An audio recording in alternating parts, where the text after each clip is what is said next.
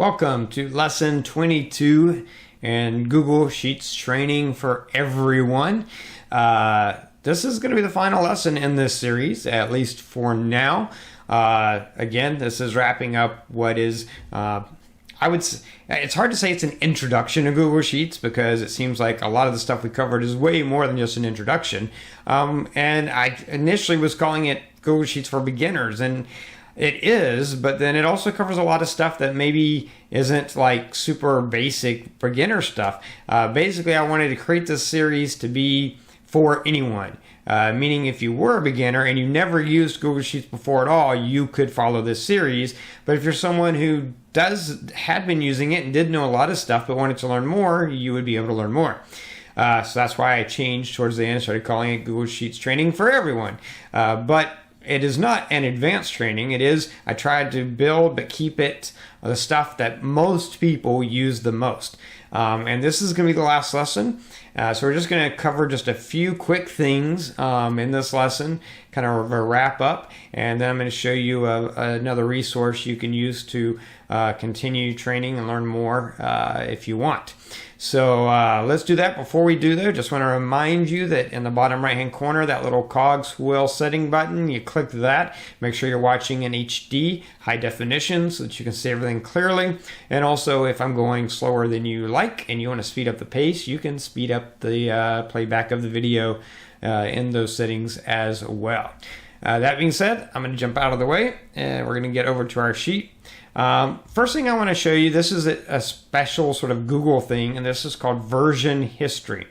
So if you go to File, you'll see there's version history. Now you have an option to name the current version if you want to give it a specific name to differentiate this where it is right now versus changes you may make later. You can.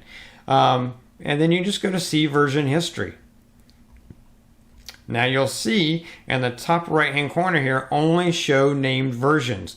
So if you had named this where it is right now, if you had been doing that along the way, you could click this and just see certain names. So you may have a version, and you might have a version called after January 1st meeting, and then you might have another version called after talking to so-and-so. So you could name them whatever, and that could help you know this is the version, this is how things changed at this time. And you could, if you were naming versions along the way, you could only show the named versions if you wanted to, and you would just see those. But as it is, you can see that Google just kind of keeps a version history along the way after sort of major changes. And if you go back in time, like if you click on this, now you see what this looked like at that time. It had different formatting. There was no chart. It was there. If you click this, you can name this version. So you can name that version, or you can make a copy. So if you wanted to not touch the current document you're in, but make a copy of what it was like before, you could make a copy of what it was like on June 26 at 12:01 p.m. without affecting, you'd be making a copy as it was then, but the current version would still stay as it is now. So you have the option to do that. You can go all the way back. You can see all the way back to May 25th. If I go back to May 25th, there was nothing on this tab at that point in time. If I go to June 15th, then we had a little bit more. And then we go to June 26th, and you have more. And this blue that you see, this is showing, kind of highlighting changes that were made. So on June 26th, I added this chart, in a lesson we were doing. So you can see the different things, and once you go back, you can hit restore this version. So if you had a version that was good and then you did something that messed things up, you go to version history, go to the last date you know it was good, hit restore this version, and it'll restore the entire this entire spreadsheet, not just this tab, but the entire sheet, so every single tab, back to that version. So we can click on these different tabs to see what the version was of the tab on that day. And you can see these different tabs show you these different things that were done, the different tabs as they were on that day, because this is pertaining to this entire spreadsheet or worksheet that involves multiple tabs, multiple sheets inside this file.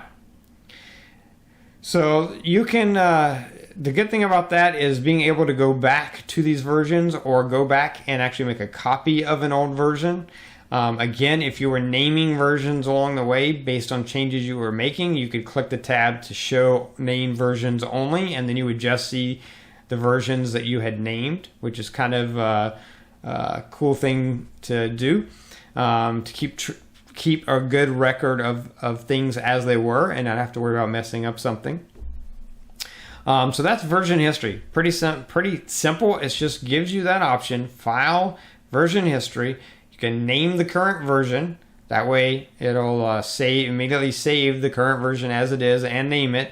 And you can go to Version History to see all the different versions that are saved, as well as just see the named versions if you want to, and restore back to one of those versions or make a copy of one of those older versions into a new file. So that's version history. The other thing we didn't really talk about was printing. So let's talk about that. If you want to print, you get a little print button up here, and you have different options in printing. You can print the current sheet, or you can print the entire workbook, or if you've selected certain cells, you can just do those cells. So let's go back for a second. If I just wanted to print that table, and then I went to print, and now I can go to selected cells, and you'll see it's just going to print what I had highlighted. Or you can print the entire workbook, and that's going to, you can see it's going to print everything. Or you can just print the current sheet you're on. Landscape or portrait. Generally by default it goes in a landscape, because generally with spreadsheets that's how you want to do it, but you can switch to portrait if you want to. You can fit it to width, fit to height, have it normal. These just fit to page. It's just going to change the way it appears, and you'll be able to see it. See, 100% won't fit on the page. So because this is bigger than the page, I'm going to say fit to width, so it'll fit it on the page. You can set your margins. You can set custom page breaks if you want to. So you can see when I was saying that I wanted to print at normal size, the normal width of a page would be from here to here, and it would cut this off. So I had to do fit to width to fit it in. But if I wanted to, I could move this page break over here and say confirm page breaks, and now scale says fit to page breaks, or I could say normal. See, normal is going to cut it off still. So I guess if you want it to keep it normal size, but based on those new page breaks, you have to tell it fit to page breaks, and that way where I moved that page break to, it moved it down to the next section. But generally, if it will look all right printing to fit the width, then you want to, especially with just like a little table and a little chart, I want that all to be on the same page. Other important things in the formatting, one of the main ones is show grid lines. So you can see the grid lines are there, but if you don't want them, you can take them off. Especially if you've formatted, we talked about in a lesson several lessons ago, in formatting we talked about adding in your own lines on your table and making the color you wanted and that kind of stuff. So if you had done that, you probably wouldn't want the grid lines. If you haven't formatted a table, so this table we formatted, it's got colors to differentiate things, but a lot of times when you're just working with your data, you haven't made your table pretty yet because it's just raw data you're working with, and you just want to print it, then you probably do want to show the grid lines because you need something to help you read all this info clearly. And so then you do have the option to put grid lines on or not.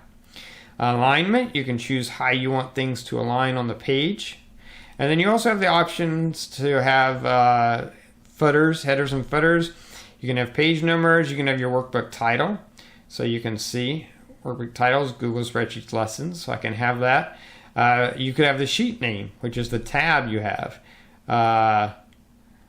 Let's see, sheet name. So budget is the name of that tab.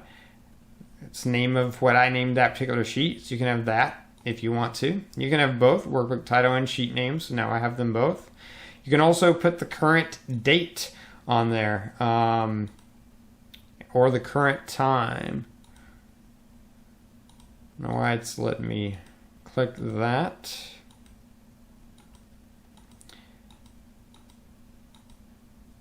It's like a weird glitch or something, because I'm clicking down here in page and footers, and it's checking and unchecking grid lines, which it shouldn't be doing when I'm way down here trying to click on show current date. So I don't know why that is glitching like that. Let's see if I move things out a little bit and then try it. There we go. I don't know why that's doing that. It's kind of weird. But current date, I'm going to check back on these again. So now you have your workbook title, your sheet title, and then down on the bottom here you have your current date. A lot of times that's important if you're printing sheets, because you want to, this information is going to change later and you're going to reprint it, and you don't want to get confused. You want to make sure that the sheet you're looking at is the most current one. So printing that date can be helpful to make sure that that's down there. You can edit some custom fields if you want to, so you click that. If there was particular text you wanted to show at the top of every page that isn't from a spreadsheet, you could click up here and type that in there, and then it would show on every page. So you have the option to also have that custom text on there as well. And that's pretty much printing. Again, it's kind of... sometimes you do have to play with printing a little bit in order to get it to, you print and you look at it and you're like, yeah, that's not exactly the way I thought. But Google does do a good job of showing your product what it's going to look like, especially if you do the entire workbook. And you can see, you get to scan through and kind of see what each one is going to look like there. So that's how you print. So that's printing, and that's version history, and that's pretty much it. There's just one other thing I wanted to show you, and that's if you click this help button and click the training button here, you do have some Google training, Google Sheets training and help. There's Sheets Basics, there's some cheat sheets that you can use, just a little bit getting started with Sheets. So there is some information that Google makes available to kind of help you out with Sheets. So you just go to help and then go to training. So I just want to show you that that's available for you. Some of the cheat sheets might be helpful. And that's that. Of course, I think I said in the beginning of the series that there are other lessons online on YouTube and other places, and sometimes it helps to hear things, even the same information, but from a different perspective. So that might be a helpful way to do it as well, is find other people's lessons now that you've gone through all mine. And of course, you can go back to mine if you just need a review of something. But if you want to enhance your learning, other people may show you different ways of doing things, or show you the same thing, but just hearing it from a different person. Sometimes that is a good way to really, really learn it. Of course, the best way is practice, practice, practice. Make mistakes, forget, look it up, or rewatch the video, relearn, and then remember that, learn, forget, learn, forget, learn, forget. Ultimately, you stop forgetting and it starts sticking. And that's really how most of us as humans, that's how we learn.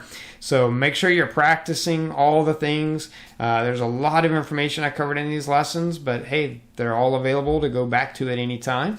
Of course, in the comments below, if you have any questions about anything I covered in this lesson or any of the previous lessons, feel free to post it in the comments section below. I'll do my best to answer it as quickly as I can. Hopefully you have found this series to be helpful. Please click that like button. If you know anyone who's interested in learning about Google Sheets, please share my series with them. Favorite this playlist, share the playlist with them, or share that first video, lesson 1, with them. Tell all your friends and family. The more people watch, the better. Don't forget, you can subscribe to my channel. I'll have other things in the future, and I do also do product reviews, household and electronic product reviews on a regular basis, or I try to, so that might be interesting. And I do little vlog videos here and there, just fun, light stuff. when I can. So subscribe to my channel, and thank you so much for sticking through this lesson and watching all these videos, and I hope you found it helpful. If you want to leave a comment below just telling me that you did or didn't get anything from it, or what you wish I would or wouldn't do next, or did or didn't do in this, feel free to do that. And I do read every comment I get, so I will take all that information in for next time. Anyway, until the next series or my next video, that is it. So congratulations for making it through the entire series, and have a great day.